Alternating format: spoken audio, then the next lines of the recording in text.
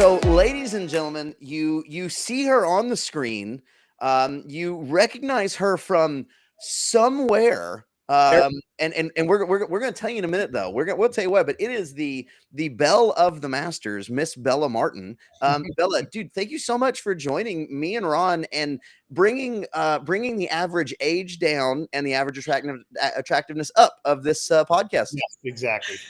Yeah, thanks, guys. Thanks. So, okay. So here's the deal, guys, is if you can't picture exactly where you recognize Bella from, may I help you out just a little bit, show you a clip where, if you were watching on Thursday, watching the open announcement as Bella, hey, Bella, first off, we got to face the camera here. Okay.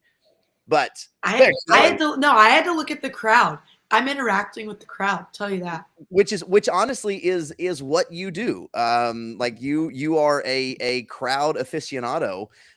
Okay, so Bella, tell me. I first off, you can ask Ron. So me, Ron, and Jamie are on here, and like you came on, and we were fangirling it up for you. First of all, I was more excited that you were on doing the announcement than anything else. No, nothing against Adler and Fikowski and Alexis and Alex. But I was just like, oh my gosh, there's Bella. And so first off, may I say to everyone in CrossFit land, hey, it's about time. I've said it forever that Bella is, and no detriment to anyone else who does what she does. Yeah. Bella's the best in the business though. And, so Bella, I gotta ask you, when they called you, what was your like internal response? So I actually thought I got like the wrong email, because I got this email and it was essentially like, do you want to come out to do the open announcement? I think the subject line of the email was CrossFit Open 24.1. And I'm thinking, the open's in a couple weeks. Why are they emailing me? Why I'm on the wrong email thread right now. Reading the email. I'm driving. I just admitted to driving and emailing at the same time. Sometimes you got to do it. And I get it. And I just am completely overwhelmed with emotion. Overwhelmed with emotion. Because at this point, I mean, it's been a dream to be able to do sideline, to do MC things, but then to be recognized by CrossFit, like our actual kind of governing body of everything, saying, hey, we want you here for the first week. Everybody knows the first week that's where the eyes are. And so just to be recognized for that felt really good. And I felt seen. And it's funny to say that I feel seen, because my job is to be seen and to be heard. And so to feel seen, it was very special. Yeah. And it was even more special being there. So. Oh man. Well, we loved seeing you on there, Bella. We really did. We were like, again, we were fangirling up big time. We're like, wooting all over us. Like, oh my goodness. Well, and so so for those of you that don't know the relationship and the history here, so Bella is one of the MCs at the Masters Fitness Championship, and has been for a while, and we just love having her because, like I said, she's absolutely incredible at what she does.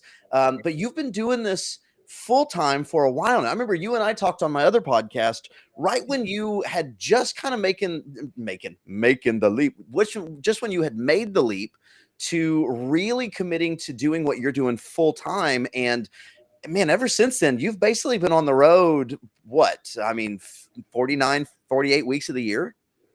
I was on the road 28 weeks last year, which is crazy. Wow. And I also moved in that amount of time too. I moved from Texas, now I'm in San Diego. So it's cool to, be able to do that, still have some friends, still have a little bit of family life, balance life. And I would say this year will not be as packed. I think last year, 28 weeks is a lot. And I'm grateful for every single event that I was at. Yeah. This year will be a little bit more intentional on where I'm spending my time. And I'm choosing the events where I'm like, this is where the relationship is that I already have. I want to give more effort to them, whether that means coming out a couple days earlier and helping them do things to set up, staying a couple days later, depending on what it is, helping make the events that I've already been a part of even better because I have the time. That's what I want to do this year. And it's also, it looks different this year. Last year was a lot of on the floor. This year will be a little bit more behind the camera, new things, new skills. Cool. So it's just rolling with it. Just every day waking up, something new. It's kind of fun. Yeah. Well, do you have any trips planned? Any more trips planned to like Europe and other Yeah. Oh yeah. I've got Europe on the list already. I've got Asia, hopefully. We'll see. On the list. Australia, of course, I'll be down there a couple times. So it's the same ones that I'm gonna continue to go to, that we've got this relationship, and we believe in each other and we believe in the vision and execution of the actual events themselves. Very So cool. I can't complain about any travel. I got it. Well, when you talk about, it's funny, you say, I was being facetious with 48 weeks, but you said, 28 weeks. And when we say 28 weeks on the road, for Bella, we're not exactly talking about, on the road as in an hour away from home. We're talking, kind of like Ron alluded to, we're talking about on the road as in another continent. I mean, you were in, my goodness, you were Spain, Australia. Where else were you this last year? Oh my God, everywhere. I was in New Zealand. I was in France. I was in London, across the States. I think the craziest thing I did was, I'm trying to think if it was crazier to go from Australia, hop on a plane, go across the country, like across the world, and then to France. And then I came back for another one. Or if it was crazier to go Germany to New Zealand to Australia. And then it's just, there's no easy way to get across the world. And I jokingly tell people all the time, if flat earthers were correct, my life would be so much easier. It'd be so much easier. And I think about it all the time. I'm like, well, the globe, it looks like this country is so close to this one. But when you have to go all the way around, it's not as close. No. That's what a cool experience. Are you during these times, are you taking time to for Bella, to be able to see things and do things outside of that? Not as much. And it depends, because if I have to go back to events, there's not a lot of time to travel. But I think the people that I meet along the way, they're the ones that say, hey, we're going to go do this. So when I'm in, we were in New Zealand, we went, I don't even know what to call it. They're like mini go-karts that you just go down a hill. Yeah. And we're just crashing into each other, playing Mario Kart, but in real life. We kicked we knocked one of these 14-year-old girls off of her cart, bloody elbows, scratched eye. It was so fun. And those are those memories that I'll never forget. But I'll also never forget waking up on a Monday morning at 4 a.m., going to an airport, checking in for an international flight, and then thinking, wow, I'm doing this. Every day I get to do this. And even though I don't get to go do all of the touristy things, I still think those memories are still worth it to me. Oh, very much so. Very much. It's funny. Ron was asking about doing things that Bella enjoys. And anytime that we talk about Bella enjoy, first off, if you follow Bella's Instagram, she's enjoying everything. She just looks like she's having fun. And that's what, even the promo that we put up, this picture kind of sums up Bella, where it's, oh geez, here I am clicking fingers again. It's just that was in the middle of our event last year. And she's just having fun no matter where she is. So tell me this though, Bella, is you wrap a very intense weekend of multiple days of competition, getting there early. You're always traveling all over the place. When you're on the floor announcing, and obviously, like we said, there's going to be some changes, and we'll talk about some of those here in a little bit. But when you're on the floor and you're doing your MC, and you've always made it a really, really big point of yours, and I admire this about you, that it's about the athletes on the floor, and it's about the competition, it's about the surroundings. What is it that drives you to constantly be enjoying yourself and constantly be able to make it about the athletes, even on the third day of a 3-day comp when you've been talking for 48 straight hours? I mean, I get to do what I enjoy, and you get to do what you enjoy. So that's the best part of it. Is I think fitness is really fun, but I don't get lit up from competing. I get lit up watching you guys compete and watching people that love to do something throw down. So that to me is really fun. I might be tired, but you guys are tired too. At the 17th minute of an 18-minute workout, you're tired as well, but your family's there and your friends are there. And you've worked really hard for this moment. So I'm going to give you everything I have, because I know you're giving everything you have. But I think truly it just comes down to, you love doing this and I love doing it too. And my job is to show you off and highlight you. And I'm going to always try to do my best to do that. That's awesome. Yeah. We were joking, but last week when we were talking also, it's just there's two people, and I'm not saying this to keep anybody else out, but yourself and Dylan are like, I hear your guys' voices, and it really is. It's like calming. It's like, you know, you hear it, and it's just this, you can like a warm blanket over you while you're working out. You know, it just makes you feel good. So I want you to know, from an athlete standpoint, it means the world. It really does. It really does. So you're doing an amazing job. Well, and you talk about from an athlete standpoint, and you know, obviously this being the MFC, you know, podcast and being as involved in that as I am and we are. Bella, you and I have talked about this before, and kind of in a very informal way. Like, holy moly, Bella, the team that we have at MFC. I mean, it's like for a competition that it's been growing. You know, I mean, obviously we're coming into our 5th year. The first year it was like, you know, like 40 of us in like a meeting room of a hotel, but I mean, now looking at in the 4th year, going into the 5th year, I mean, talk a little bit about the I guess the quality. I mean, obviously we're bragging on you. Everybody knows how good you are. They just saw you. You wouldn't have been on the announcement if you weren't absolutely amazing. Yeah. And we talk about Dylan, like talk a little bit about the team that has been put together on the floor for MFC. I mean, it's so much fun. And I think you guys said it. Dylan is one of those people that I've always looked up to when it comes to doing what I do. And so for the last couple of years that I've been able to do it with Dylan, it's like, to me, it's unreal. Because in my mind, Dylan is this person I look up to and I respect so much. So to be able to do that with him, and I mean, if you know Dylan, you know how involved he is with the sport of CrossFit. He's commentated the games. He's done so many things.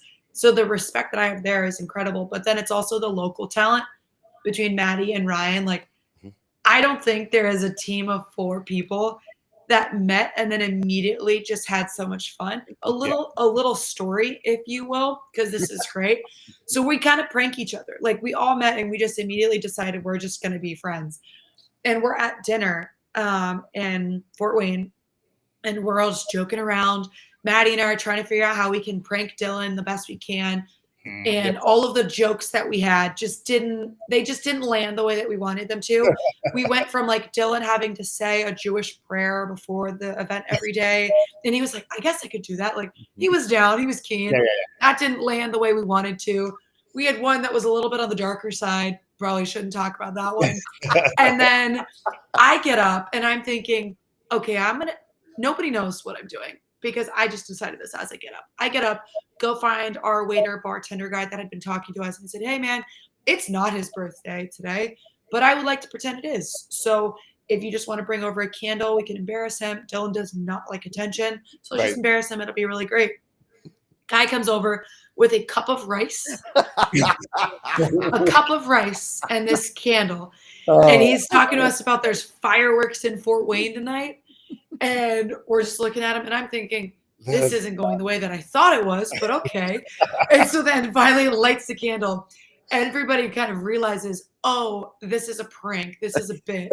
We sing to Dylan. Not only did we sing to Dylan, the entire restaurant. Oh, that's awesome. That's so good. Whole restaurant sings to Dylan. So he's mortified. Come to find out, his birthday is the next day. So, it actually was his birthday. And we gave him a cup of rice for his birthday. That's awesome. It's like the bit was on him. The joke is supposed to be on him. And then we're sobbing. I'm crying, laughing so hard. And then he's like, yeah, it's actually my birthday tomorrow. And that just made it even better. That's awesome. That group of people is such a treat to work with. And that is so, I mean, we get to work with some great people around the world, but the connections that the 4 of us have, that's hard to beat, truly. Hey, so I've been thinking about, like, I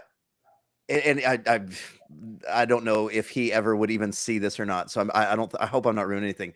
You would be awesome is if we could figure out a way to keep dry rice like together like a cake, and give him a rice cake for his birthday this year. That would be. I was thinking about sending someone, like hiring a teenager and sending them to pick him up from the airport, and then just driving him around Fort Wayne on like this just random tour. And he has no idea. He can't control it because it's not an Uber. He has no say. They take him to, like, I don't know, a cemetery, like a gas station. Like, we just take him around. And then he gets to come back. I just think it's things like that. It's just fun times the whole weekend. Yes, whole weekend. Yeah, that oh gosh, a blast. So okay, so we talk a little bit about the past and moving into the future. We talk about how great the team is. One of the things that's been going on this year is you're going to be your dog is stretching behind you. That's hilarious. Like he's got his paws over there. He's chilling. He's sleeping. What kind of dog is it? He's a Rottweiler German Shepherd. Oh man, he's a big old boy. Yeah, absolutely.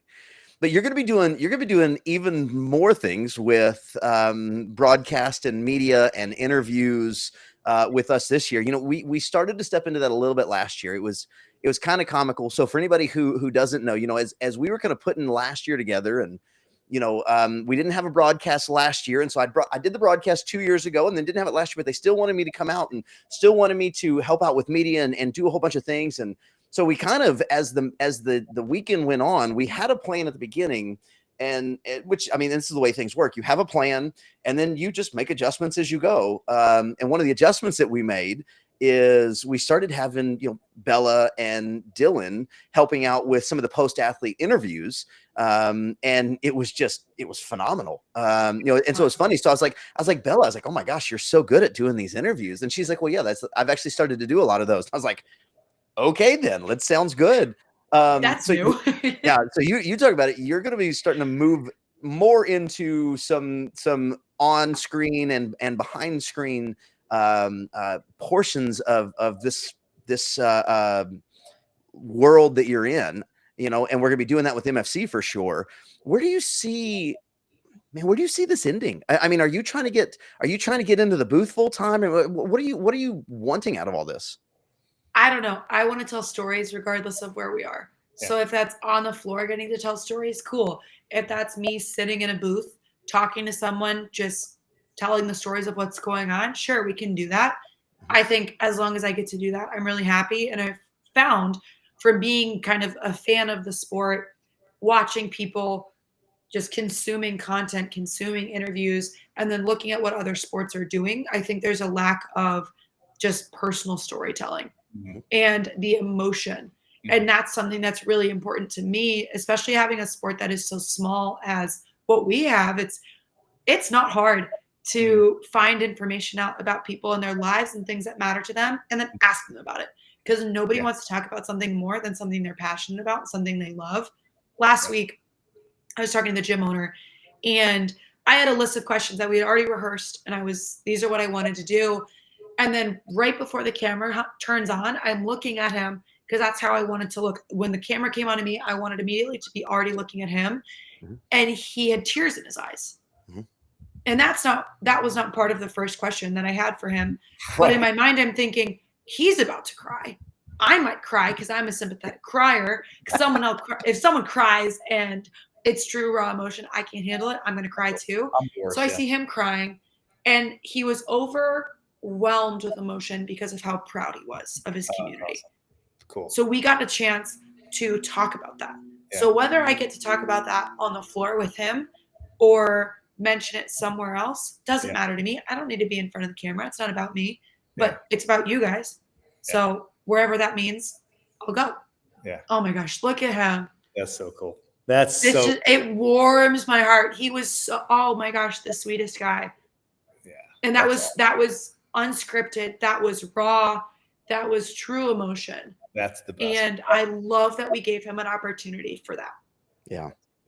That's really cool. I've always, and I've always admired, you talk about that. And I've always admired the way in which you value stories. What am I doing? God, I don't want to be the big one on the screen. Good grief. What Bella? I've always admired I've always admired the value that you hold for story, because that's one, it kind of sings to my heart, but I think in terms of just the way that everybody relates to each other, in terms of the CrossFit world, and because we all do have these unique stories, and like the uniqueness of the individual is so valued in, especially in CrossFit, that and whether it's a wild, crazy story, or whether it's just important because it's your story. Yeah. Like I've always enjoyed how you go about presenting a lot of those stories and those topics, because there's so many cool things and interactions and backgrounds and all that stuff. Mm-hmm. Yeah. And I think it's been fun being on the master side of things, and then I'm also on the teen side of things. Mm-hmm. And so there's a lot of similar lessons that I want the teens to learn that they can learn from the masters athletes.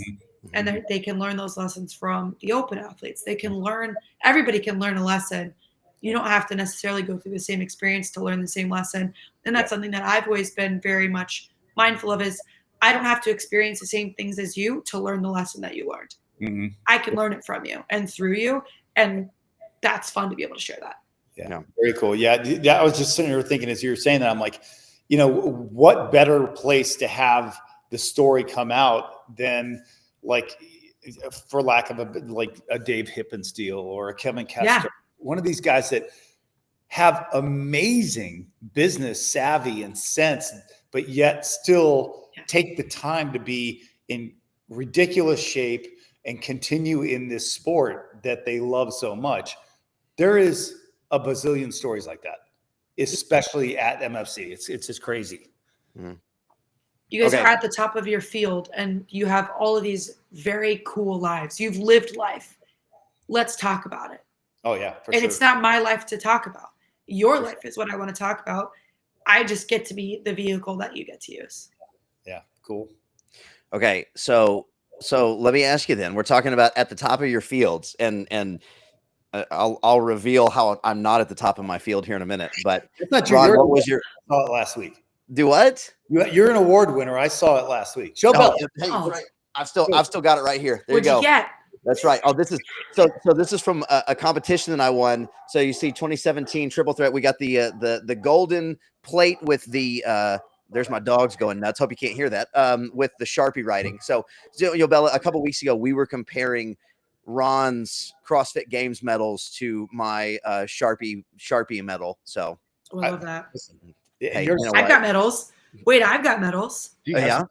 Hold on. Oh, this is exciting. This is what we're looking for. This is riveting podcast and YouTube material. I can't wait to see what medal she's going to pull out. Dang, I don't know where the third one. There it is. Boom. No big deal, guys. I'm riveted. But I definitely earned all three of these goals. Check that out. Those are this good is New Zealand Nationals. I'm the fittest Kiwi, in case you didn't know. Well, there you go. I like it. I won Madrid Championship. Hey, congratulations, by the way. Thank you. Yeah, absolutely. Thank you. I also won Buddy Fit in Bordeaux, in case you didn't know. Wait. First off, show that medal again. Show it again. And what was that? You won what? This is a competition in Bordeaux in France. And something that I don't even know kind of where this came to be, but events in the last year, they give me the extra gold medals. And I think that is so funny. And they're like, yeah, you deserve this. You win. And I just make them give me something like, what am I the best at? I love it. And they just make something up. So it's fun. I've got a couple more. I don't know where they are, but I'm collecting gold medals from definitely earning them for sure for my fitness talents. Listen, oh my gosh, that's so cool. I love collecting gold medals. I just don't have as many as you have at this point. So. Yeah. I definitely have earned them all for sure, guys. For sure. Absolutely. Congratulations, man. The Madrid Championships, that was a big one for you. So I know, right? I prepared a lot for that one. All right, Ron, what was your 24.1 score? Oh, 8:43. Let's go. You're too tall to have a score that good, dude. Let's go. Listen, it was brutal. And if I tell you, so the rest obviously for me was the dumbbell by far. Oh yeah. The burpees crushed me. And there was, I had a few like overwhelming rests where like the person was screaming at me like, "Go!" I'm like, "I'm going." But that was brutal. The burpee workout. And I just hope and pray that there's no more, but I can see there being a burpee over barbell or something drastic or nasty like that again. I mean, he'll always do that. They throw him in. Dude, with only 3 of them, you really think he'll bring a burpee back? I think he will. No, not this. It'll be like the next stages. Oh, like in the quarters. Oh, yeah, of course there'll be burpees in the quarters. Oh yeah. Yeah. Bella, did you do it? So I did. I'm not making excuses. I was 9:53. There you go. I wanted sub 10. I wanted sub 10. Yeah. So I get home from the open announcement. This is actually awesome. So I fly into San Diego Airport. I get in at 10:30. One of my buddies who competes on one of the teams at Invictus picked me up. I get home probably like 11:15. I was up at 4 to coach 6 o'clock, 7 o'clock, 8 o'clock, scooted over to Invictus, watched about 3 heats of all of them throw down, all sub 6:30. Disgusting. Crazy. Did not feel inspired by that. I was hungry, not ready. Went and got coffee, went to the gym that I train at, and then I think like 4 or 5 of them came to go support me. They all just mobbed over to my gym, which is so fun to like. That's cool. Yeah. Just Invictus athletes coming over to a different affiliate to just support me. Awesome. So we did that, and then I finished, and I was unwell, running on like 4 hours of sleep. Not fun, not fun. But it was one of those workouts that I felt if I wanted to do it again, I probably would be sub 8:30. Yeah. But I didn't want to hurt. Yeah. And it was what it was.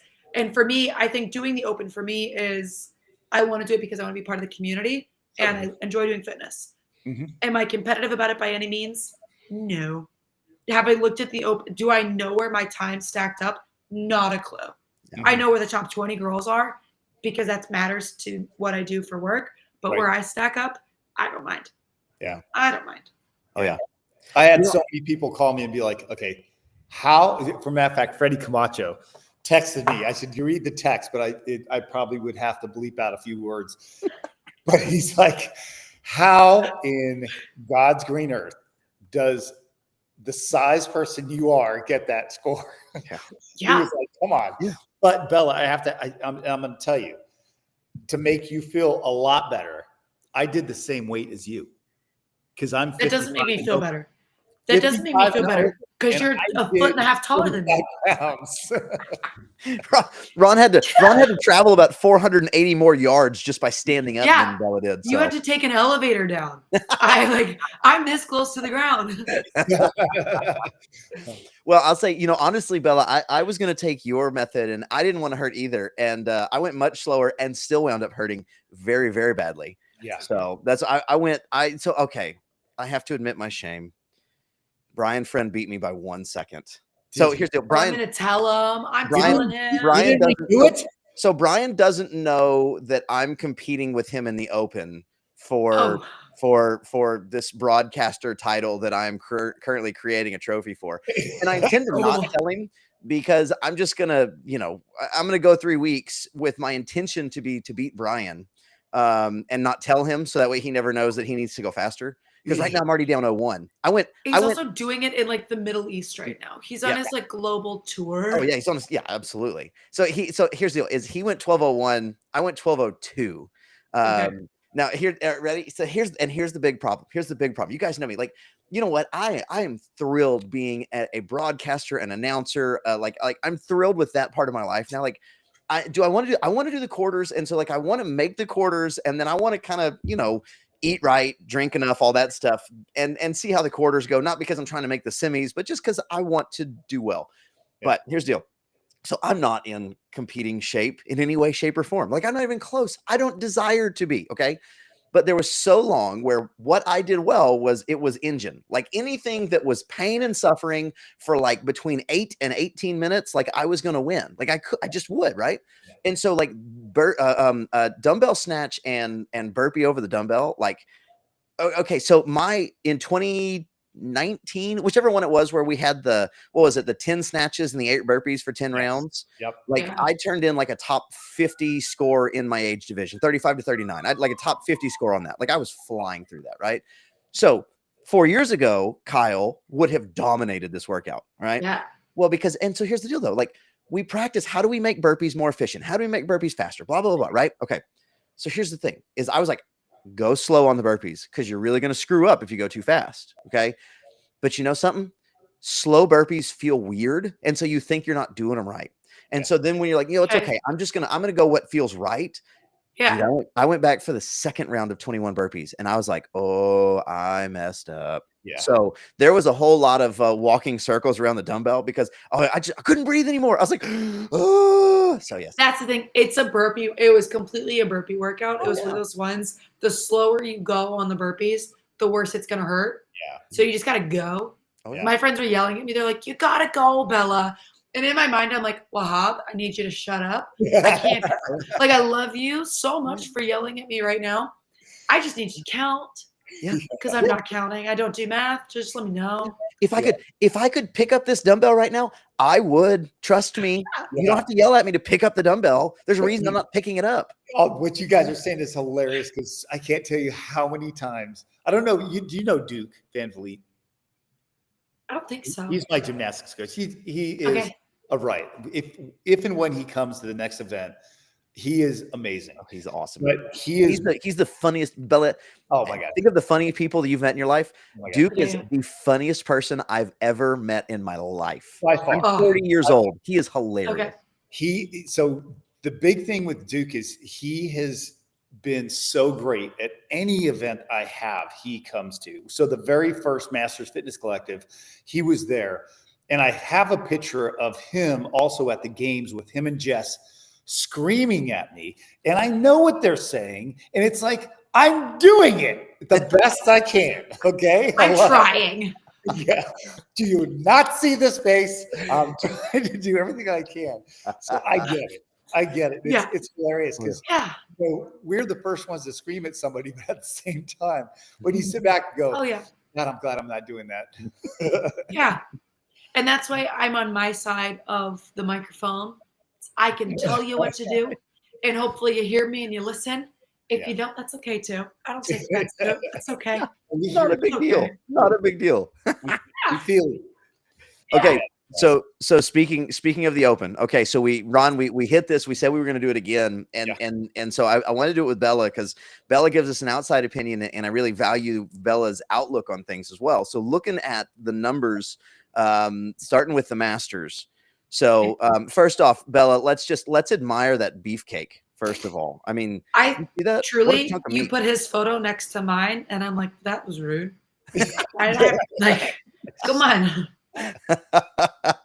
So light blue is what it was 2 weeks ago. We knew that there was going to be a jump. We just didn't know what it was going to look like. Light blue on top is 2 weeks ago. Dark blue is what it was, or excuse me, the middle one, the kind of medium blue. I probably should have used another color other than blue. Anyway, the medium blue is what it was last year, and the dark blue is the final numbers for this year. I say final just because I mean, like, now that scores are already due, like there may be a few people sign up, but there's not gonna be that many. Right. So, I mean, you can tell across the board, especially for the men, but it's going to show this for the women too when we take a look. I'll switch it over to the women. Across the board is all Masters have gone up, and it's interesting and actually gone up pretty significantly.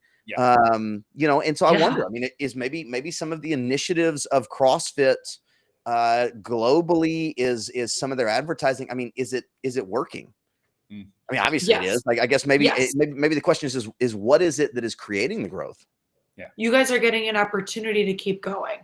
I think before the Masters weren't given kind of an equal opportunity, and I think now it's okay. Regardless of your age, there's a competition floor for you that is actually going to be competitive.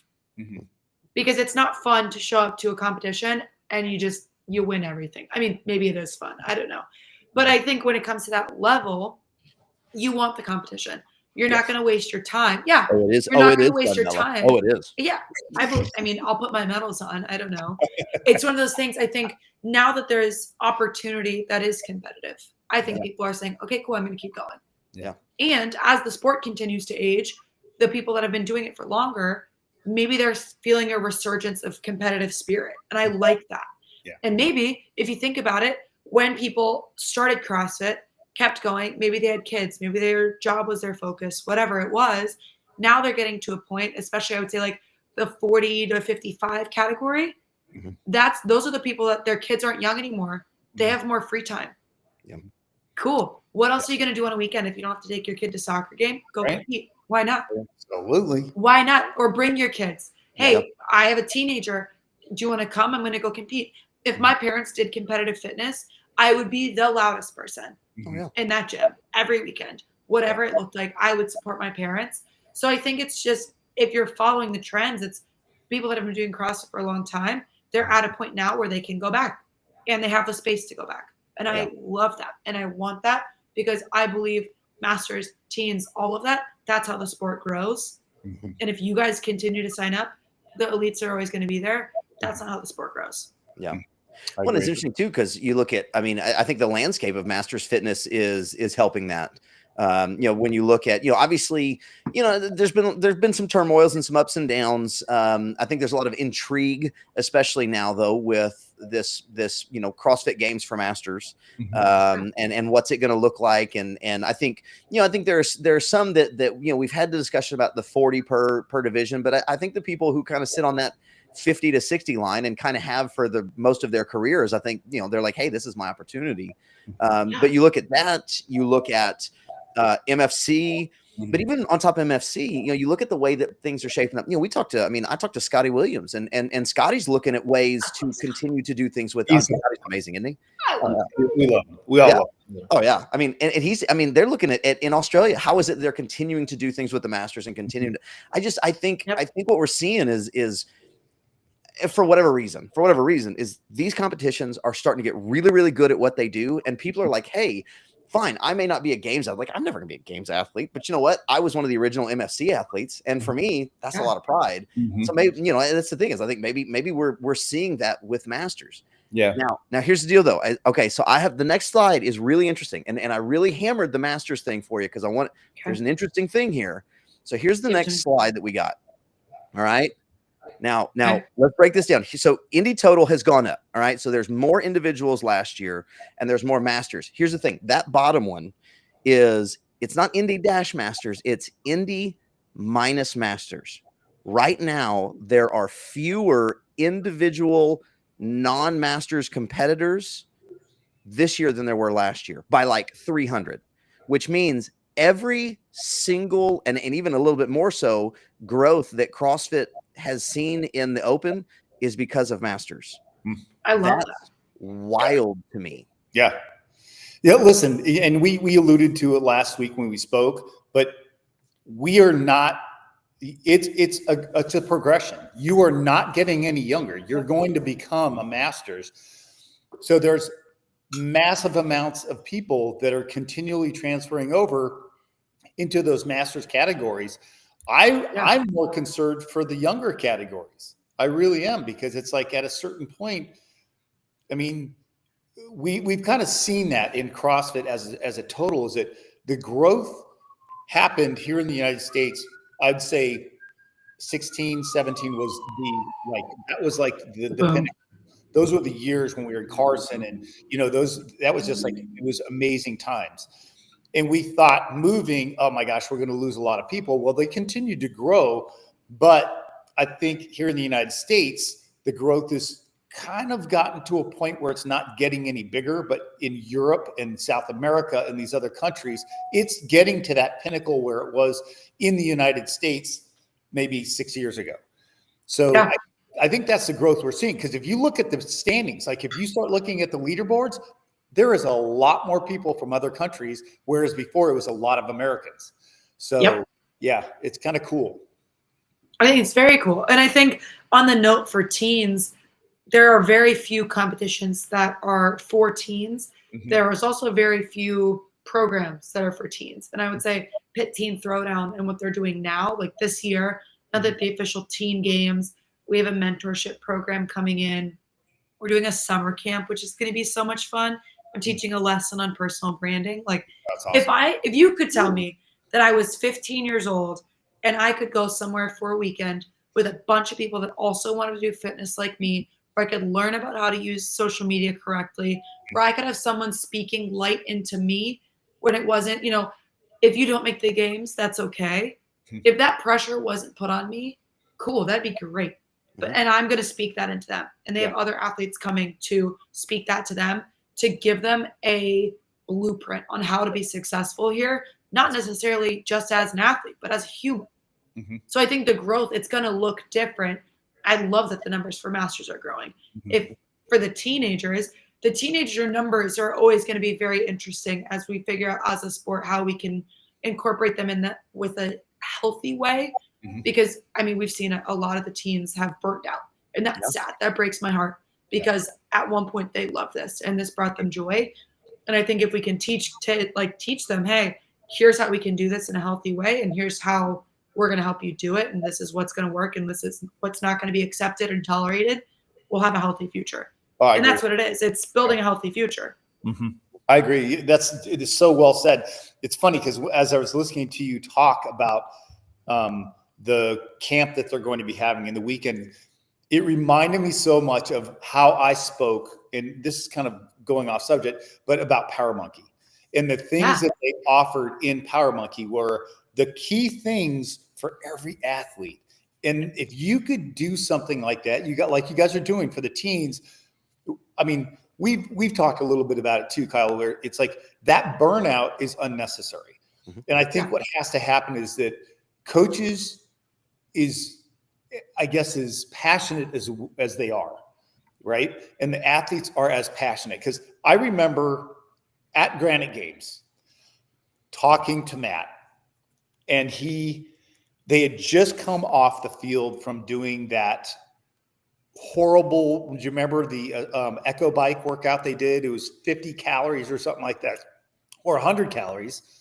They had to do burpees and then a run, and then they came back and they had to finish like with 100 calories. Well, he and Mal had sat and talked about how they were going to approach that workout. And Matt was trying to like kind of wheel her down at least. He's like, let's back it off. Let's do this. But that's an intelligent coach. It's a coach that knows, hey, listen, there's a lot more to this. Yeah. But you're always going to have those athletes like Mal who are amazing and can put their body through that extra beyond that. But it's the coach being able to rein them in and pull them back and go, hey, I know you want to train this weekend, but I want you to go do something else and go have fun or whatever it is. And that's difficult because I know how it is as a competitor. And for a long time, I lived my life going, what is the other guy doing? Mm-hmm. And that's how I'm telling you from the beginning, like 2011, when I got the bug to like 2017, that was me. Yeah. Every day, it's like I would run extra, do extra, this extra, 5 to 6 hours at the gym because I didn't want to be the guy that was not good enough. Yeah. I guess that's how we're kind of shaped as CrossFit athletes, but we need to teach the younger generation to like tame that down so that their longevity in the sport is going to be, a much greater thing. Yeah. It takes, I think in the sport. Oh, go ahead. Oh, no. You're the guest. Get to talking, Bella. No, I was going to say, I mean, greater in terms of longevity in a sport, but also just as people, because I think if we think about what CrossFit is, it's a methodology before it's anything else. Mm-hmm. And let's teach these kids how to have well-balanced lives and how they can bring health and wellness to other people, and how, hey, CrossFit teaches you how to be disciplined. CrossFit teaches you what matters in life. And what matters in life isn't necessarily a faster Fran time, but eating well, sleeping, moving your body, having friendships with people that are deeper than just, oh yeah, let's go, hit the bar this weekend. Right. CrossFit is a lifestyle. Yeah. So it's teaching them, hey, you might want to be competitive in that. Cool. That's fine. Like, we'll talk about that. We'll talk on that. But also let me teach you how it can be your lifestyle. And what a lifestyle actually is not your entire life. Yeah. At all. Yeah. Yeah, for sure. So here's the deal. We want to be mindful of Bella's time. She has given us as much time as she possibly can.